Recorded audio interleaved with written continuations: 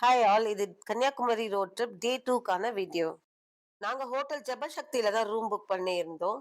Sunrise பார்த்து முடிச்சதுமே ரூமுக்கு வந்துட்டோம். ஏன்னா நைட்டு ஃபுல்லா டிராவல்ல இருந்ததுனால ரொம்ப டயர்டா இருந்தது. அப்புறம் அந்த அண்ணாகிட்டயே நாங்க வந்து பிரேக்ஃபாஸ்ட்டுக்கு சொல்லியிருந்தோம். அவங்க காஃபி, பிரேக்ஃபாஸ்ட்லாம் எடுத்துட்டு வந்து குடுத்தாங்க. அதெல்லாம் சாப்பிட்டு முடிச்சுட்டு நல்லா தூங்கி ரெஸ்ட் எடுத்தோம்.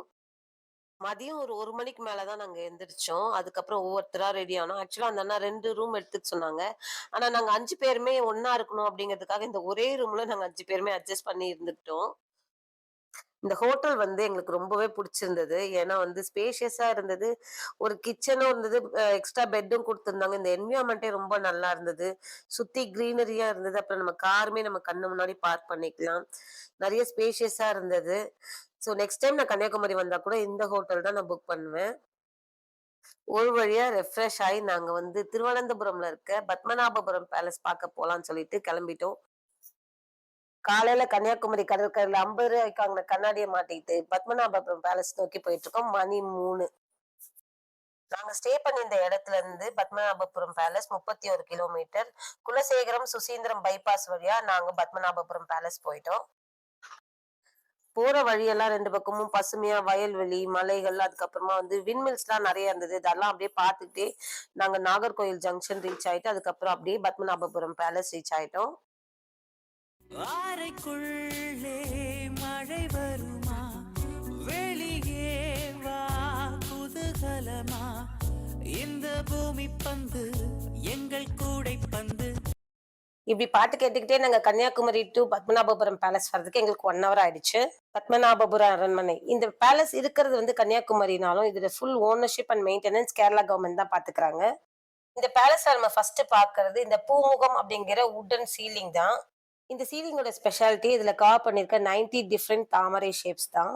நாங்க ஆரம்பத்துல கொஞ்சம் வீடியோ எடுத்தோம். அதுக்கப்புறம் அங்க இருக்க செக்யூரிட்டி எல்லாம் வீடியோ எடுக்கக்கூடாதுன்னு சொல்லிட்டாங்க. ஒன்லி ஃபோட்டோகிராஃப் அலவுடுன்னு சொன்னாங்க. ஸோ இது வந்து ராஜா மார்த்தாண்டவர்மரா நான் நினைக்கிறேன் கன்னியாகுமரி பக்கத்துல மார்த்தாண்டம்னு ஒரு ஊர் இருக்குது. அந்த ராஜாவோட பேர்னால தான் வந்திருக்கும்னு நினைக்கிறேன்.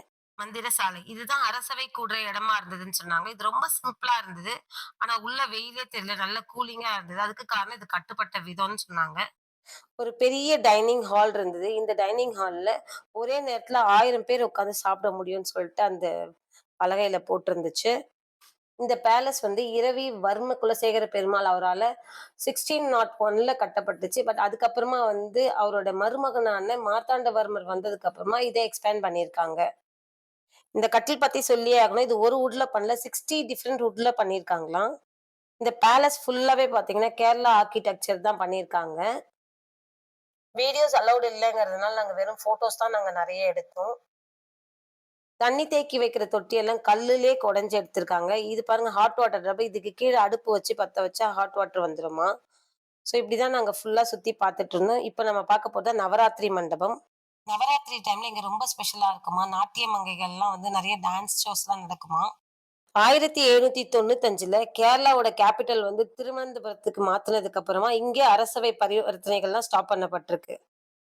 இந்த பேலஸ்க்குள்ள கார்டனும் ரொம்ப சூப்பரா மெயின்டெயின் பண்ணியிருந்தாங்க. இதெல்லாம் அப்படியே பார்த்து முடிச்சுட்டு, நாங்க வெளியில இருந்த மியூசியமும் நாங்க பார்க்க போயிட்டோம். இங்க மியூசியம்க்குள்ளயும் வீடியோஸ் எடுக்க அலோவ் பண்ணல. ஆனா இங்க பழங்காலத்துல யூஸ் பண்ண வந்து கத்தி, அ அதுக்கப்புறம் நாணயங்கள், அதுக்கப்புறம் வந்து என்னென்ன பாத்திரம் யூஸ் பண்ணாங்க, செம்பு சிலைகள் இதெல்லாமே காட்சிக்கு வச்சிருந்தாங்க. நான் இதெல்லாமே ஃபோட்டோஸ் தான் எடுத்திருக்கேன். ஸோ அதெல்லாம் ஃபுல்லா பாருங்க.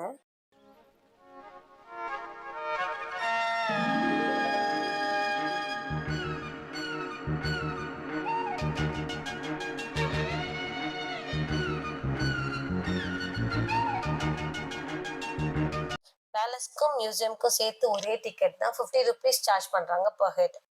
பேலஸ் பார்த்து முடிச்சுட்டு நாங்க நாகர்கோயில்ல இருக்க நாகராஜா டெம்பிள் தான் போயிருந்தோம்.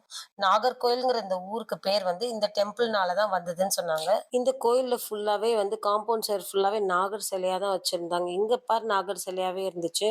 கோயிலுக்கு போறதுக்கு முன்னாடி ஒரு குளம் இருந்து, அந்த குளத்தோட சுற்றுச்சுவர்லயும் நெறைய நாகர் சிலை வச்சிருந்தாங்க.